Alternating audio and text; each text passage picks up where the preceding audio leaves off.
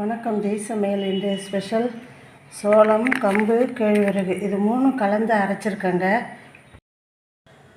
மாவை தோசை மாவு பார்த்துக்கு கரைச்சி வச்சுட்டேங்க. ஒரு 4 மணி நேரம் கழித்து மூணும் கலந்த மாவாக இருக்கிறதுல கூழே நல்ல டேஸ்ட்டாக இருக்குங்க. தண்ணி நல்லா கொதிக்குதுங்க.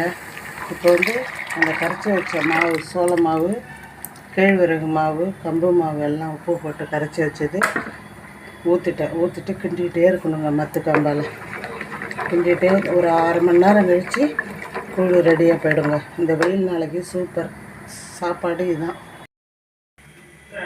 இந்த மாவுலாம் கொட்டி கிண்டிகிட்டே இருக்கணுங்க.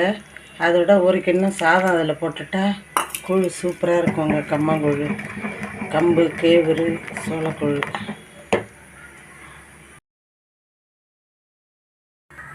கூழ் ரெடி ஆகிடுச்சிங்க. 3 வகையான மாவு கலந்து செய்கிறதால இதோட டேஸ்ட்டே தனி டேஸ்ட்டு. சம்மருக்கு தகுந்த உணவு இது தாங்க. நீங்களும் இதை போல் செஞ்சு பாருங்கள். சேனலுக்கு லைக் பண்ணுங்கள். கூழ் ரெடி ஆகிடுச்சிங்க. இந்த வெயில் நாளைக்கு தகுந்த உணவு தான். வெங்காயம் தொட்டுக்கலாம், மோர் மிளகாய் தொட்டுக்கலாங்க. லைக் பண்ணுங்கள்.